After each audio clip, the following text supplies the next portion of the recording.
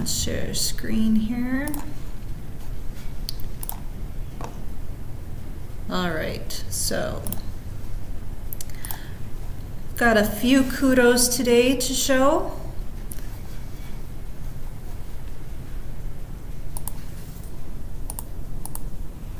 All right, so this is one of Angie's for the Mitchell paper. Nice centerpiece there with the story kind of embedded into that photo. She did a nice job with that.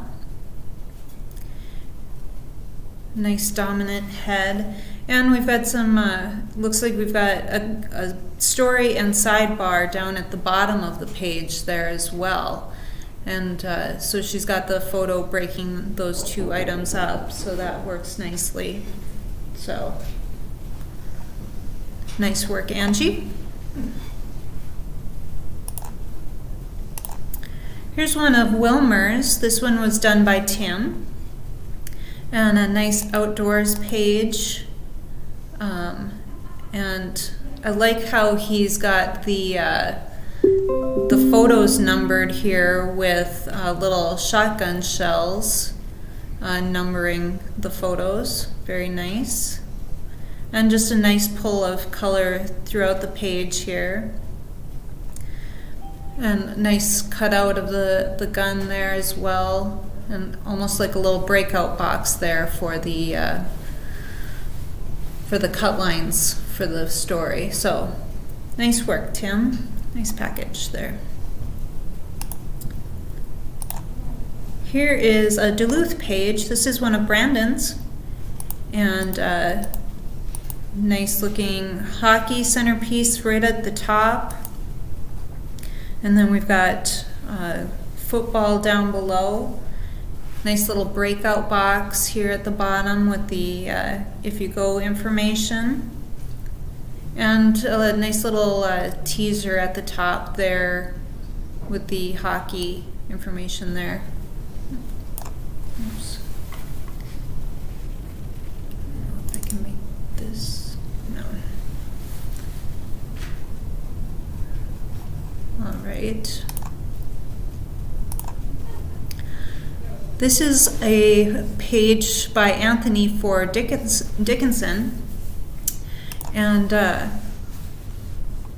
looks like he's got, it was a black and white page, but he used the art really nicely to pull everything together. Looks like a calendar of events, and just a nice way to bring a little art to, especially to a calendar page. Sometimes those can be pretty boring, and just by framing it as he did, it pulls it all together really nicely. So nice work, Anthony. Here's a Northern View Grand Forks page by Tanner. And again, we've got some Halloween content, some fun photos. These are always fun to work on, photo packages like this. And again, Tanner used a numbering system for his photo package so that he could keep the photos, the photo collage really nice and tight, and then brought those cut lines down below. So nicely done, Tanner.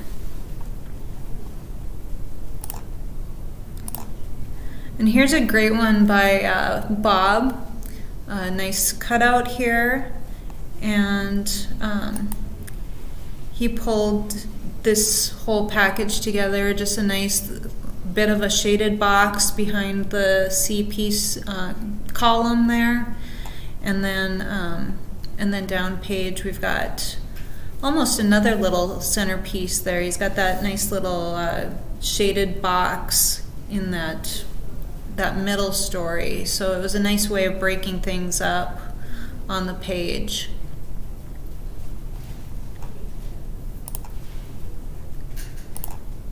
Let's see, and then we've got a sports page for Duluth by Dave Nevenin, and what a great photo to work with. He's got this fantastic soccer photo at the top and then a nice vertical volleyball photo at the bottom. So a really nice page. Played up the art really well. It really draws you in. Nice work, Dave. All right. So those are our pages for today. So I've got just a couple of little things for you all. Remember to be really careful when you're reversing text out of a colored box. I would say that I prefer to just keep it a solid black if you're going to reverse text. Sometimes when you bring in more than one color, if it's a couple of plates, there's a real tendency for most of our presses to not line up carefully enough that you're going to have kind of mushy text. If you're going to reverse out of another color, make sure it's only 2 plates of color, that it would only be 2 of those colors, not 3 or more, and bump up the size of your text. So it might work better in like display copy, headlines, things like that, but I really, and most editors prefer that we do not use a reverse text if it's any type of body copy or breakout text, so that it's going to be readable for those readers. So you guys have all seen some notes about election night coming up. It's going to be crazy busy. We've got a couple of papers that have deadlines of 2 a.m. So we're going to have pretty much all hands on deck. I've got calls into 2 of our designers who aren't normally don't normally work on Tuesdays, to see if they can come in as well. So we would have every single designer working on Tuesday. Sadly, it is a Tuesday, so we can't push all of the Daysiders to help out. If it was a Wednesday or Thursday, I think we would have pushed a bunch of Dayside folks to the night shift to help out more. Joe says, so much fun. Joe's coming in. We're going to have 2 managers on duty at night. He's going to stay until 3 a.m. to make sure everything is out. So Joe's super psyched. He might be drinking way too much caffeine that night. Maybe even tonight. I don't know. He looks really excited already. So we've got some Daysiders, as I noted today. I asked, if any of you Daysiders are able to stay even for an extra hour or 2, we will take the help. My big concern is getting all of the advance copy done as early as possible, so that the nightside designers don't have to be dinking around with editorial pages at 8 o'clock at night or something like that. I really am I've already sent out an email to the editors pleading my case that, that if they can, for our Tuesday weeklies, I'm asking them to get as much as they can to us on Monday.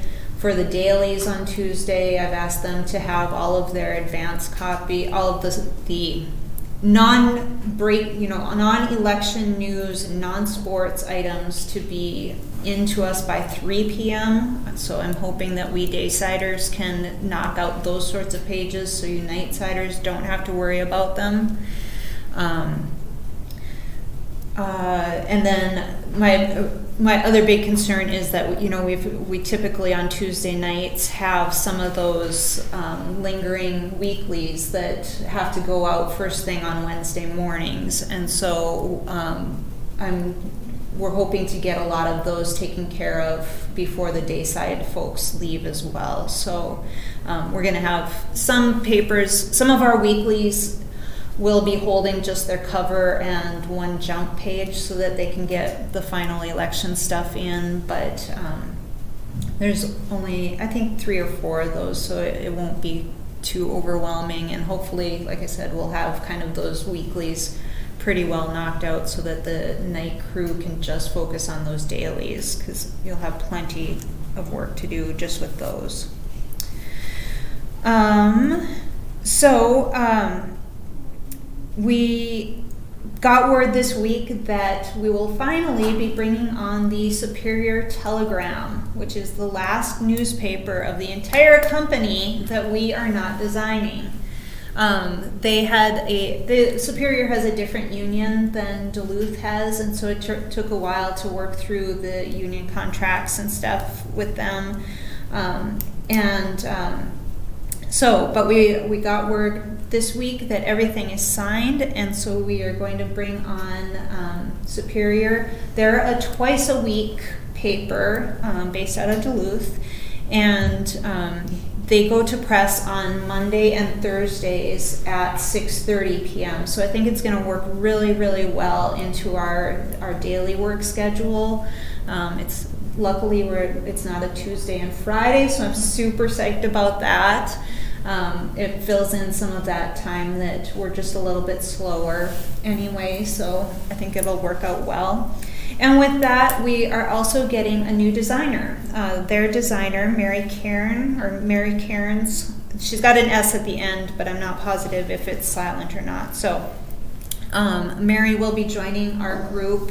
And when I talked to her way back in July, when they first had talked with us about that they were getting close on getting those contracts signed, she was very excited about joining the hub and looking forward to the challenges of our working on different newspapers. And so I'm really excited to have her on board. She's got almost 40 years of experience in newspapers, from really working in the back plates, back in the day, and has been working in the newsrooms for more than 20 years, or probably actually almost 30 years. So really excited to have her experience on board. Devlin and Alicia and Carol and I are going to be meeting tomorrow to try and get that timeline set up so that we know when we're going to bring them on. I'm hoping that we can make it probably clearly after the elections. We want to get through that, and then but maybe before Thanksgiving. So we'll kind of see if we can fit it in there. So we'll see.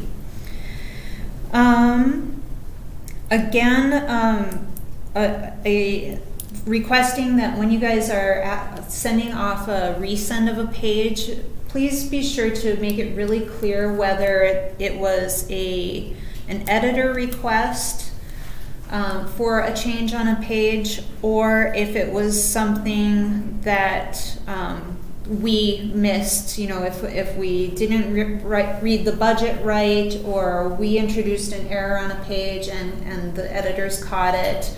Please just note that in that note. If you're sending out an email to the press or something, make sure that you are really clear on where that request came from. This is for our billing purposes and stuff. So, and if you're more comfortable just having the hub manager on duty send that email, that is just fine. But we need to make sure that the hub manager's email is CC'd on that, as well as the press, because Alicia does all of the billing for that, and so she needs to know those reasons and be looped in on resend. So please be clear on that. So I found out today that we are going to be having a big change that I'm not super excited about, but I'm going to try and make the best of it. And some of you may be super excited about this, but as Carol has been going through all of the templates and cleaning them up, because there are several hundred templates out there in the company, and there are just a pile of them for special sections, like all sorts of different sizes and stuff.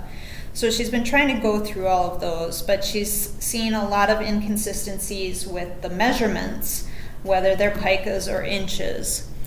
And we decided as a group that we will be switching to inches for our measurements instead of picas. And so, like I said, I'm not super excited about it. I've been using picas since I was 14 years old. It's gonna really take my brain a long time to figure out how to use inches instead. But I think it will be, I know that a lot of designers are not learning picas, so it's awkward for them to learn picas when they come here. I also know that all of our inches are sold, all of our ads are sold in inches and square inches and stuff. So it really makes a lot of sense for it all to be consistent, that our ads are inches, that the pages are inches. So Addie is asking what the thinking is behind that, and that really is it. We've got new designers who are coming in who have never heard of picas. They're not teaching picas in school. That's weird. Did you learn it, Jackie? Okay, well, good. Somebody's learning it. But we have had designers who have come into the hub who are like, what is this pica? What is pica? I don't understand what they're talking about. So yeah. And like I said, our ads are measured in inches. Everything web-based is also measured in points or inches. So it makes a lot of sense to have a little bit more consistency there. So that is the reasoning. Like I said, I'm not super excited, but I do see the logic behind it. So our team will be on board. So if you start seeing template, when you open up your pages and you see measurements in inches, that will be changing. We will keep the distances between page elements. I asked the same thing. I'm like, but it's 9 points. The gutters are 9 points. What is that in inches? I have no idea. I'm sure we will learn what the distance of 9 points or a pica is in inches. It's going to take it will definitely be an adjustment, especially for those who really have picas embedded in our brains. But Lauren says 0.125 inches is 0.9 or 9 points. So very nice. We'll get there. It might be kind of awkward, but and the thing is, when we ask for an editor for a fill story, we don't ask them for 36 picas of fill. We still say we want 6 inches of fill. So we've been using inches. It's just going to be a little bit of a mind shift. So my last thing is, I sent out a note last week, and unfortunately, this week has not been a lot better. We have had an awful lot of errors on our pages, and some of them were not our fault. We're still, unfortunately, because we are the ones who put pages together, we sometimes are blamed for things that are were not our fault. But an awful lot of them have been, and so I'm just really begging you guys to all just slow down a little bit. I know that we're under a lot of pressure. We've got an awful lot of pages. We're now, we still have not replaced Cole's position, and now with Mark being out, we don't know how long he'll be out with his wife. That brings us down 2 people, so I understand that that's putting pressure on all of us, and I'm certainly feeling it myself, and I know that a lot of you are as well. But I'm just really begging you guys to really look at your budgets. Make sure that you're following the instructions on the budgets. Make sure that you're copying and pasting everything correctly when you're working on your pages. That I've gotten to the point where I type almost absolutely nothing on a page because I've burned myself, typing in a name wrong on a mugshot or typing in a jump line incorrectly. So even jump lines, if I have a jump line that I want to use, I will find that word in the story and copy and paste it into the jump line so that I can just eliminate that potential for a misspelling. So, like I said, we have just been, we've had a really bad streak, and it's no one person. It's unfortunately no one paper. There's been a couple of papers where it's definitely been more prevalent, and we're losing a lot of credibility with those papers. So I just really want to get us back on track, because I know we have such a good crew on our, we've got a fantastic team, and a lot of these errors have just been absolutely human error. I had one myself yesterday, so I am not infallible for sure. But just like I said, just please take just an extra couple of seconds. And I know sometimes it feels like we don't even have seconds to spare, but take those extra couple of seconds and make sure that everything on your page is correct, that you've got the right photos in the right spots, cut lines are correct, photo credits are correct, all of that stuff. So I would really appreciate it, because I know that it makes it tense in your newsrooms when there are errors, because even if you were not the designer to blame, you probably are getting the stink eye from editors or reporters if something's messed up. And none of us enjoy, having to write correction forms and things like that. So, and again, with correction forms, they are not meant to be punitive. They really are a good way for we managers to see if there are recurring problems because of, sometimes we've seen that the communication is not good with a paper, and so we're able to go back to them and say, hey, you're using different language than we do. Could you stop saying this and say that instead? Things like that. Sometimes it's deadline issues. Sometimes it might just be a training issue too. So like I said, those correction forms, I know you guys have been, sadly, we've had a lot of those coming through the manager's inbox recently, but it is meant to really dig in and see what are causing those problems and see if we can find ways to avoid them in the future. So enough of a mom lecture here on that. I appreciate everything you guys have been doing. It's, like I said, it's been a rough couple of weeks. Some of you have been hammered pretty hard on some of those errors. We are working harder because we're down a couple of people, so I get it, and I really appreciate everything you're doing. I so appreciate you guys really just jumping in on Tuesday when we were short-staffed and we had people who stayed late and just really busted out the pages and stuff. I really appreciate every one of you on this team and all of the work that you guys do. Devlin has said, and I don't know that this is just our pages, I can't imagine that it is, but he said that the IMOP group produces over 10,000 pages per month, which is just an incredible amount of pages.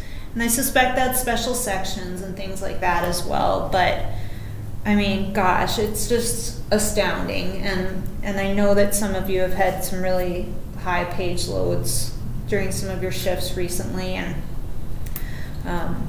I'm actually really looking forward to election night. I think we can just really show the editors and the newsrooms what we can do and how incredibly talented our group is and how well we can work under pressure. I think I'm just really hoping that we can really knock it out of the park on election night and really win back some of that approval from the newsrooms and show them, really what a great group we've got and how much talent we've got in the group. So, all right. Well, that is enough of that. Thank you all for joining in today. I appreciate it, and we will talk again soon. Have a great rest of your day and evening tonight, guys. Thank you.